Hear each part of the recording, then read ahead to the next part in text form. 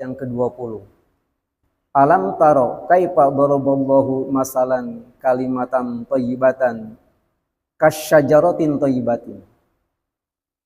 Ada pohon itu ternyata dalam surat Ibrahim ayat ke-20 dan ke-22 itu terbagi ke dalam dua bagian. Ada pohon yang baik, ada pohon yang tidak baik. Pohon yang baik itu pada ayat yang ke-20 dikatakan sebagai asluha sabitun wa far'uha fis sama. Pohon itu dikatakan baik manakala akarnya terhunjam ke dalam tanah, sementara ranting, bunga, buahnya itu ranum. Itu sampai ke langit. Itu dikatakan sebagai pohon yang baik.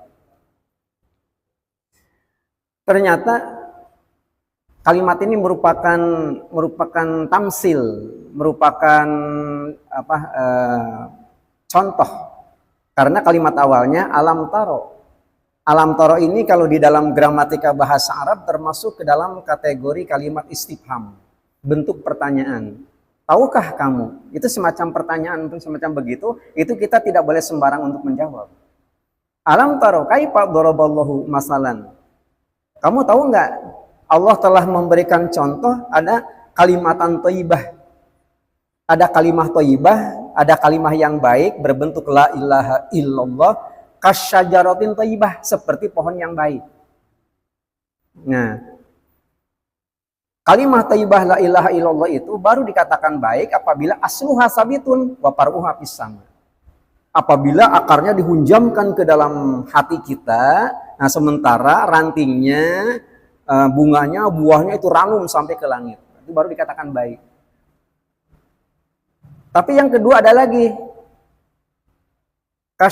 Yang kedua adalah kalimatnya yang tidak baik. Itu adanya pada ayat yang ke-22. Jadi syajaratin khobisah. Ada kalimahnya sama. Kalimahnya tetapi dikatakan tidak baik. Mengapa? Karena malah min koror ujungnya. Jadi akarnya itu sendiri tidak dihunjamkan ke dalam tanah, tetapi digeletakkan begitu saja di atas tanah. Maka akarnya tidak akan bermanfaat. Tidak akan mampu menopang berdirinya pohon itu. Nah ini diibaratkan semacam begitu. Jadi dalam kalimat thayyibah la ilaha illallah yang dibutuhkan adalah dihunjamkan, diinstalkan ke dalam hati. Bukan berarti tidak ada manfaatnya, apalagi tidak berpahala, tidak begitu. Kalimat thayyibah kan gampang kan diucapkan. Yang dimaksudkan kalimat yang baik, syajaratin thayyibah itu, bukan kalimat thayyibah la ilaha illallah yang ditempel pada dinding-dinding tembok rumah kita. Bukan yang menjadi hiasan kaligrafi di masjid. Jangankan begitu. Maaf orang yang tidak seiman dengan kita juga dengan mudah bisa membaca la ilaha illallah. Jangankan manusia, burung beo aja banyak yang pintar kok baca la ilaha illallah. Tetapi yang dibutuhkan adalah bisa nggak la ilaha illallah itu sendiri memberikan kontribusi positif bagi dia, bagi dirinya, gitu. Pada saat yang menghembuskan napas yang terakhir. Nah di situ. Nah jadi yang dibutuhkan adalah diinstalkan. Diinstalkan itu dimasukkan ke dalam hati, itu harus oleh ahlinya. Tidak setiap orang mampu untuk memasukkan kalimat itu. Siapa ahlinya itu? Ahlinya itu sendiri seperti dikutip di dalam surat Al-Kahfi ayat yang ke-17. Mayyahdillahu fahuwal muhtadi wa mayyudlil falan tajidalahu waliyan mursyida. Harus ada pembimbing khusus. Nah, pembimbing khusus dalam konteks toriko, dalam satu kajian gitu, itu harus ada seorang mursyid yang membimbingnya. Hanya beliau yang bisa memberikan, menginstalkan kalimat itu ke dalam hati. Nah ini sangat dibutuhkan. Nah ini jadi pada bulan Syawal ini dimaknai sebagai kalimat thayyibah, huruf shinnya gitu ya, artinya ada kalimat yang baik, tapi ada juga kalimat yang tidak baik. Kalimatnya berbentuk sama, tetapi aplikasinya yang berbeda. Dalam artian sangat berbeda. Kalau kalimat thayyibah, kalimat yang baik itu sendiri, akarnya terhunjam ke dalam hati, ke dalam tanah, sementara buahnya ranum ke langit itu, tu'ti ukulaha kullahinin biizni rabbiha. Jadi panennya itu bisa dipetik kapan saja. Jadi tidak mengenal musim. Kapan kita mau, kalimat thayyibah itu akan memberikan manfaat bagi kita. Nah itu kalimatnya. Ini Al-Quran, masa Al-Quran bohong, gitu ya. Tu'ti ukulaha kullahin biizni rabbi. Atas izin Allah Subhanahu wa taala. Nah, ini yang pertama. Yang pertama dalam artian huruf shin. Huruf yang kedua adalah huruf waw, Syawal, huruf waw. Pada kitab Fadailus Syuhur, huruf waw ini dimaknai sebagai wusul. Wusul itu artinya sampai. Sabda Rasulullah SAW salah satunya mengatakan, la yasilul makhluk ilal khaliq ila bil akhlak. Seorang manusia tidak akan sampai ke hadirat Allah Subhanahu wa taala, ruhnya, kecuali menggunakan kendaraan. Nah, kendaraan yang dipakai adalah harus akhlak. Tidak akhlak itu tidak akan nyampe. Hanya sudah barang tentu kalimat akhlak semacam begini perlu dijabar luaskan. Kalau kita mau ke stasiun, tidak mesti harus menggunakan mobil pribadi. Naik angkot juga boleh. Naik ojek silahkan. Bahkan berjalan kaki sekalipun tidak ada orang yang larang. Hanya sampainya kita ke stasiun, antara berjalan kaki dengan naik ojek, naik mobil pribadi, itu kecepatannya berbeda. Berbeda. Nah kemudian, sebenarnya kan manusia ini kan bahan bakunya terdiri dari unsur tanah dan unsur air. Ar-Rahman ayat yang ke-14 menyebutkan wa khalaqal insan min solsolin kal fakhor. Allah menciptakan manusia dari satu bahan baku yang namanya solsolin kal fakhor. Solsolin kal fakhor ini artinya lumpur.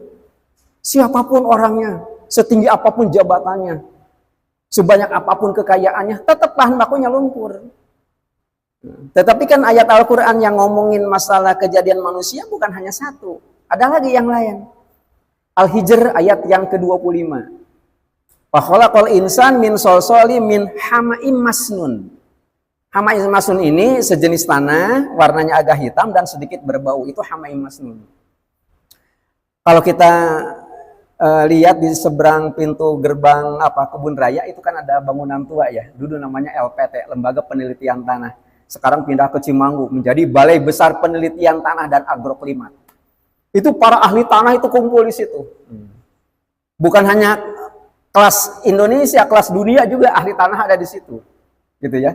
Ternyata setelah diteliti, sedikitnya ada 24 tekstur tanah yang ada di Indonesia ini. Kalau ahli tanah, pedoloh itu untuk mengetahui ini jenisnya jenis tanah apa, cukup mengambil sampel aja, diambil, dirasa-rasakan begini. Oh ini lempung. Contoh yang lain.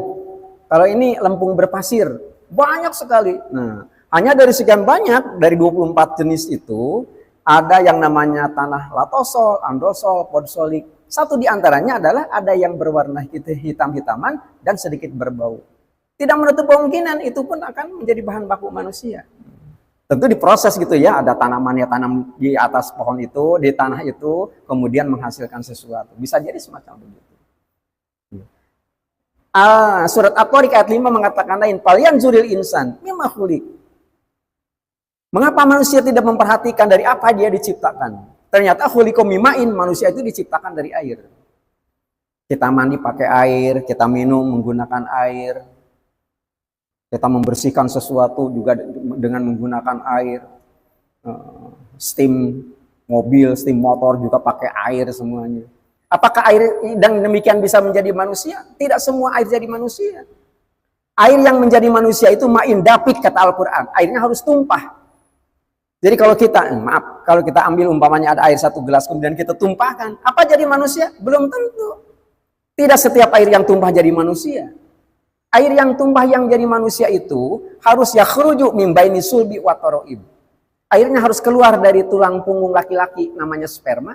Bergabung dengan air yang keluar dari tulang dada perempuan namanya ovum, bergabung di satu tempat namanya rahim. Nah, air itu yang akan menjadi manusia. Nah, di dalam ilmu ekonomi, tanah dan air ini termasuk ke dalam kategori benda tidak bergerak. Makanya selama manusia bahan bakunya terdiri dari tanah dan air, selama itu pula manusia sulit untuk diajak maju. Bagaimana supaya maju? Perlu dikolaborasikan. Dipadukan dengan unsur langit. Makanya pada seorang perempuan umpamanya sedang hamil, bayi dalam kandungan 4 bulan, ada kalimat sabda Rasul, wa nufikha fihi ruh, ditiupkan ruh ke dalam jasadnya. Nah, jadi mulai ada kehidupan. Itu artinya sudah digabungkan antara unsur langit dengan unsur bumi. Nah, sekali waktu unsur langit harus kembali ke langit. Namanya meninggal dunia. Nanti pisah lagi antara ruh dengan jasadnya itu.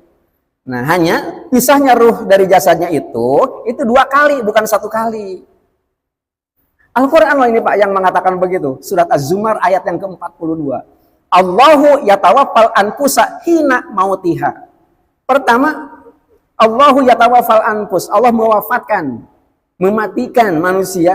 Pertama, hina mautiha.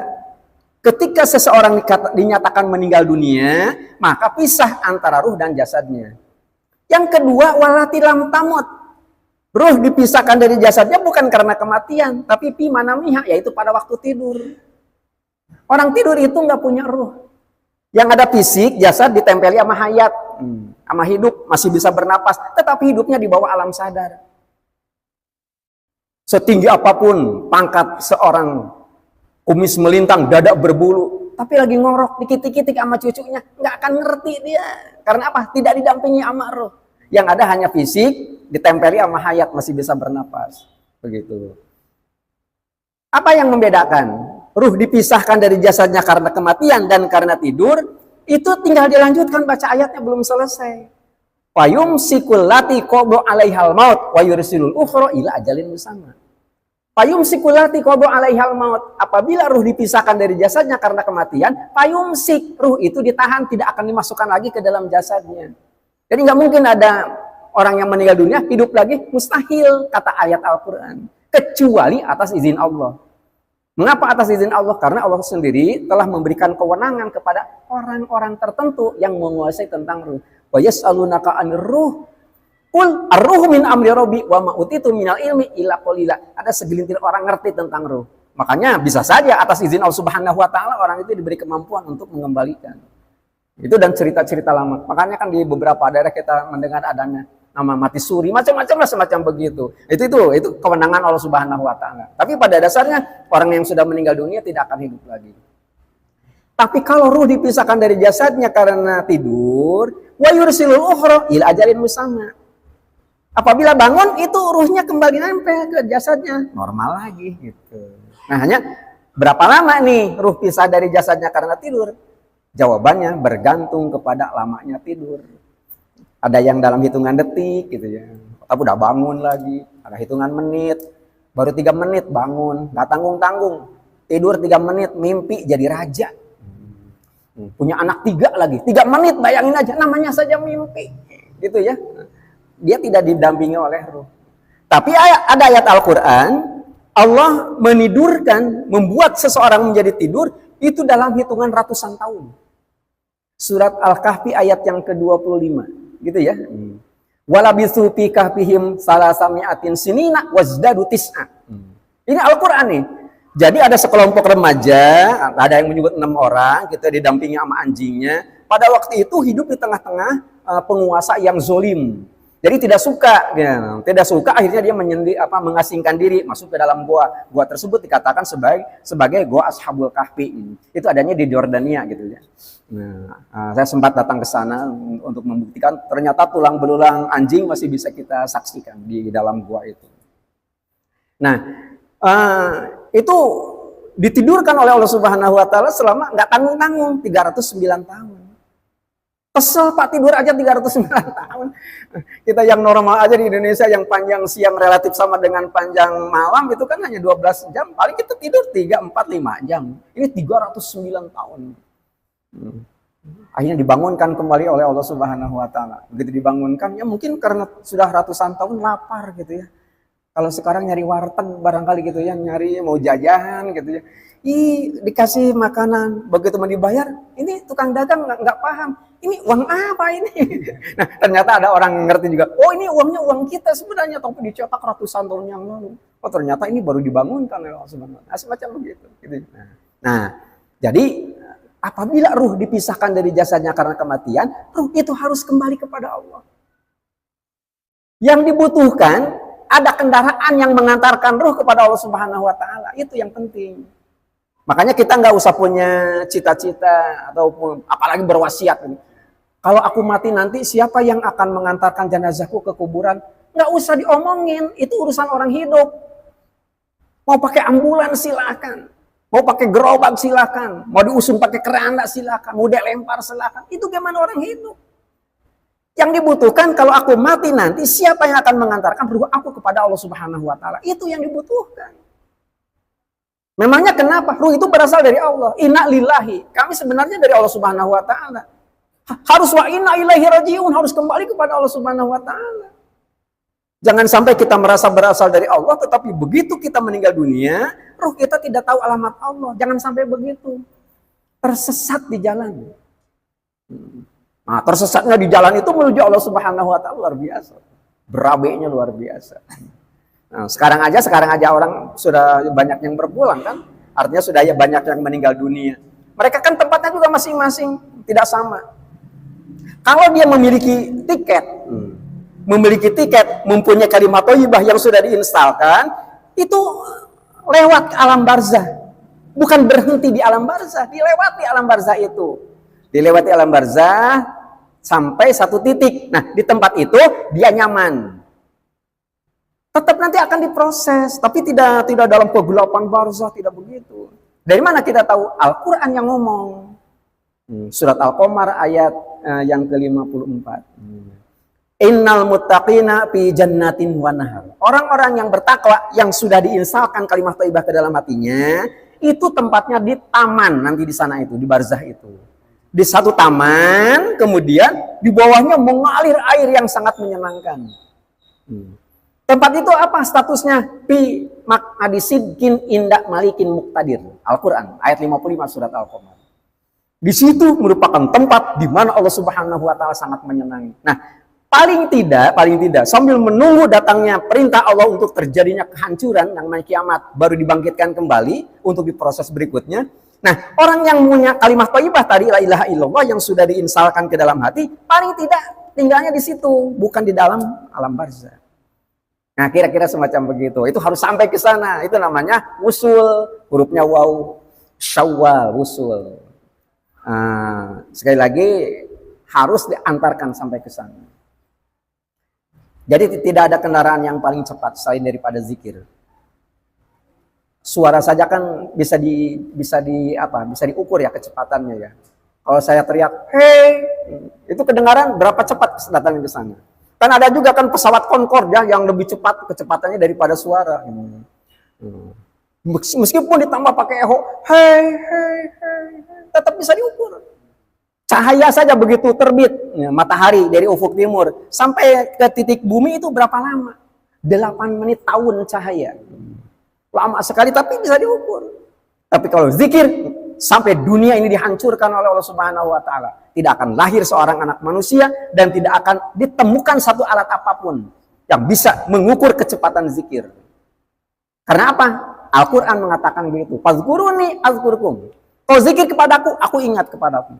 Seketika. Jadi kecepatannya begitu tinggi. Nah makanya apabila kita sudah memiliki zikir, kalimat thayyibah yang tadi itu yang akan menghantarkan kita melesat kepada Allah Subhanahu wa taala. Kata siapa? Al-Quran yang ngomongnya. Nggak tanggung-tanggung surat Fatir ayat yang ke-10. Ilaihi yas'adul kalimut thayyibu wal amalu sholihu yarfa'u. Kalimatnya kan begitu Al-Quran tuh. Ilaihi kepada Allah Subhanahu wa taala. Yas'adul kalimut thayyib. Kalimat thayyibah melesat naik kepada Allah Subhanahu wa taala. Nah, baru amal soleh yang lain itu mengikuti dari belakang. Nah, jadi zikir kalimat la ilaha illallah tak ubahnya seperti tiket. Kalau kita mau mudik kan perlu tiket ini. Kemudian setelah kita punya tiket, baru kita bawa oleh-oleh. Jangan ngumpulin oleh-oleh banyak. Sementara kita nggak punya tiket, siapa yang akan mengantarkan kita ke tempat mudik itu? Nggak ada kita. Nah, jangan sampai begitu. Nah, itu yang kedua hurufnya. Yang ketiga huruf alif. Syawal, wawunya panjang, ada alif. Alif ini dalam kitab Fadailus Syuhur itu dimaknai sebagai usul. Usul itu landasan. Jadi kita melaksanakan kegiatan ini, kegiatan itu terkait dengan masalah ibadah, itu harus ada dasar hukumnya. Nah, yang saya maksudkan adalah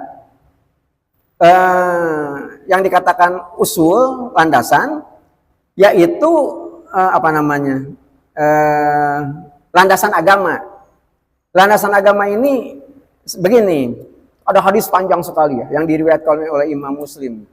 Cerita tentang bainama nahnu julusun inda Rasulillah sallallahu alaihi wasallam dan seterusnya. Jadi sekali waktu Nabi bersama-sama dengan para sahabat, mungkin lagi kalau zaman sekarang mungkin lagi ngaji lah kira-kira, kumpul. Itu tiba-tiba datang sosok laki-laki, la ya'rifuna min ahad. Kata sahabat, nggak ada dari kami yang mengenali siapa dia, gitu ya.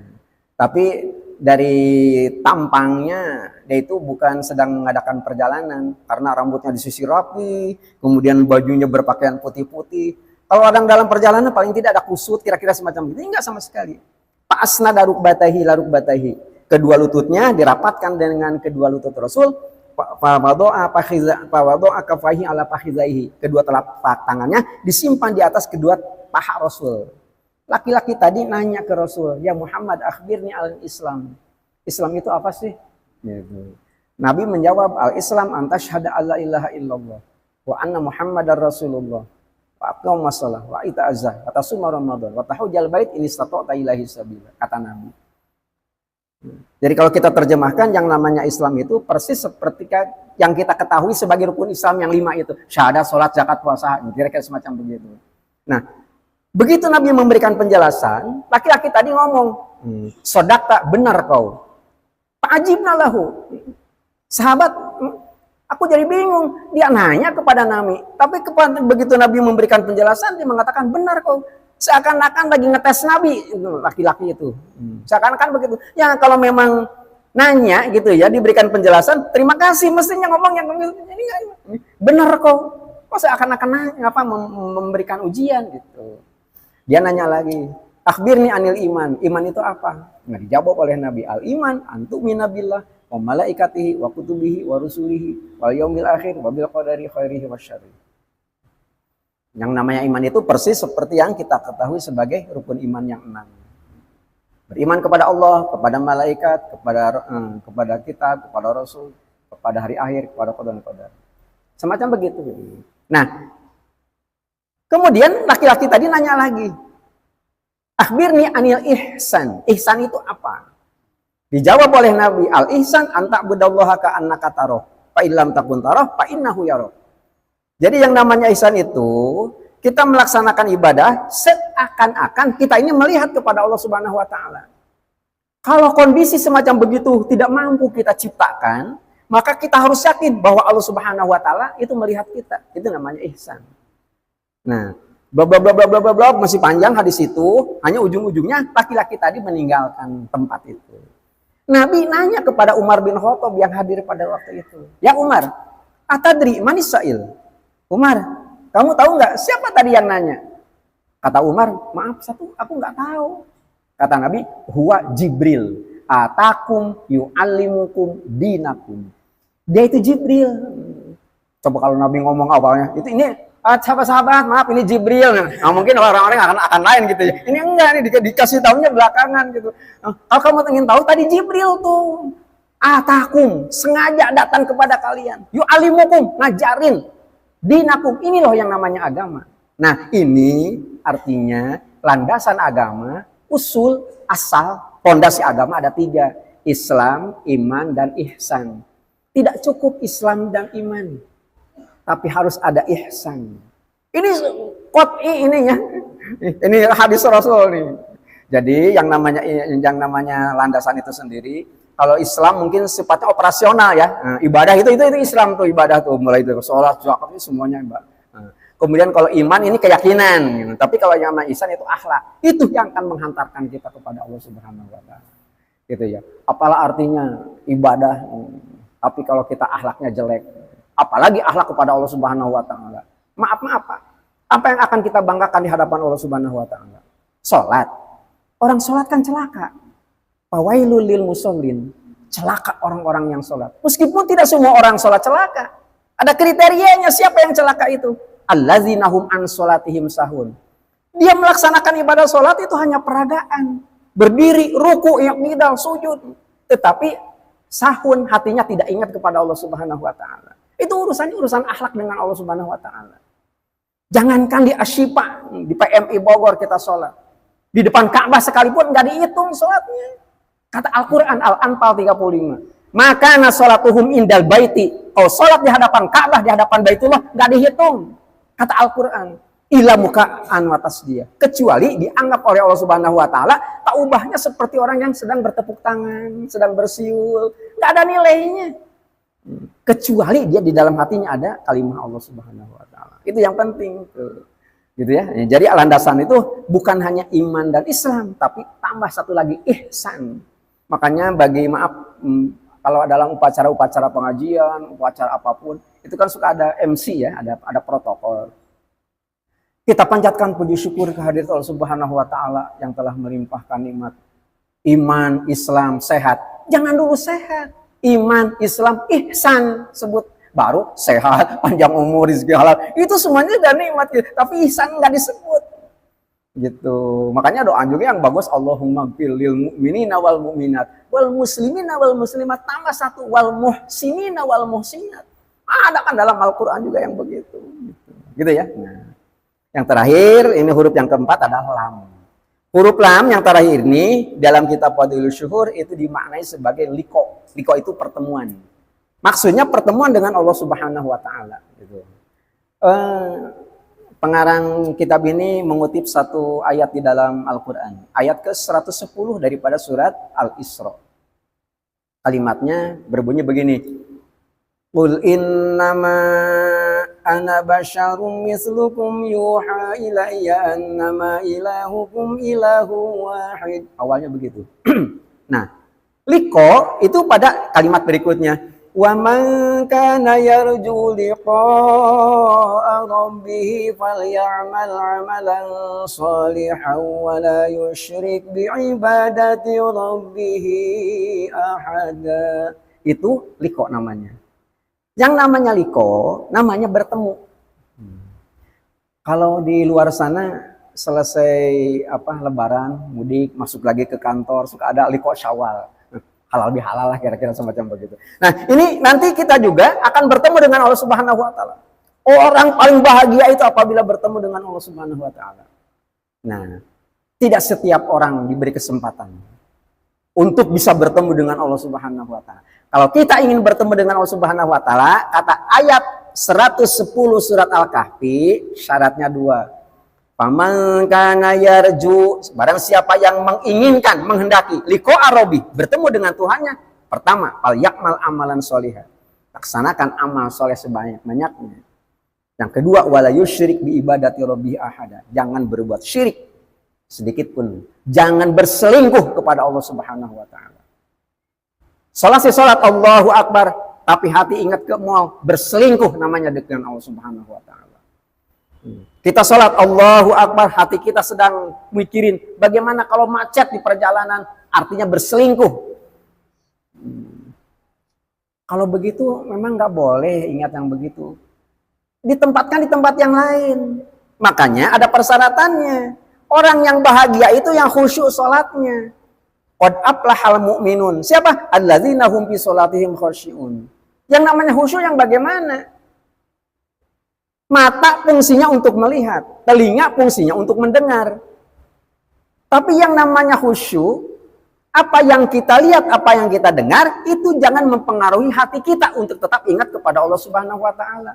Jadi yang namanya khusyuk bukan sholat nggak mendengar knalpot motor, enggak. Kedengaran biasa, tapi nggak berpengaruh kepada hati, itu namanya khusyuk. Kata siapa? Al-Quran, Al-Hijr ayat yang ke-65.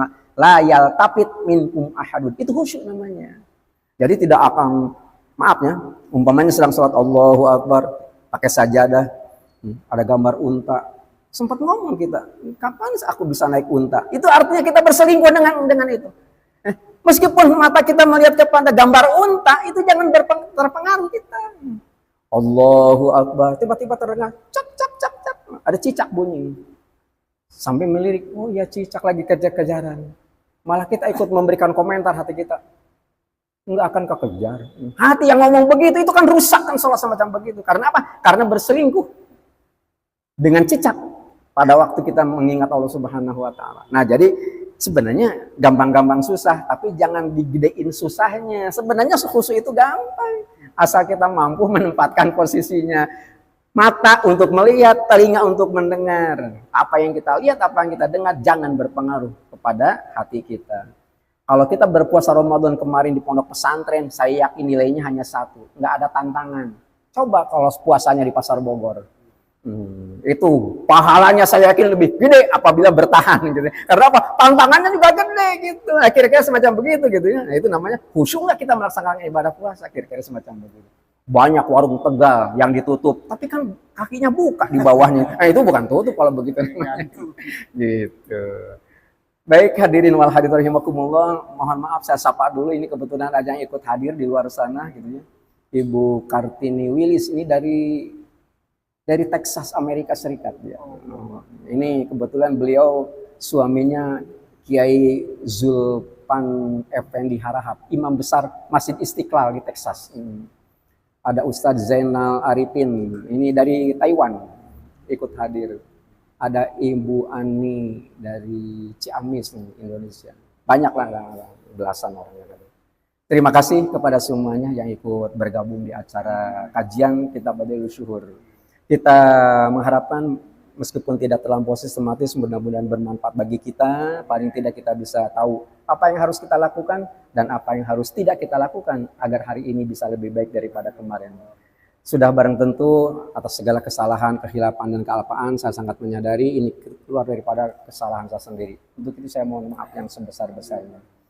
Kita akhiri kaji kita dengan membaca doa kifaratul majlis. Bismillahirrahmanirrahim. Subhanakallahumma rabbi wa bihamdika asyhadu an la ilaha illa anta astaghfiruka wa atubu ilaik. Wassalamualaikum warahmatullahi wabarakatuh.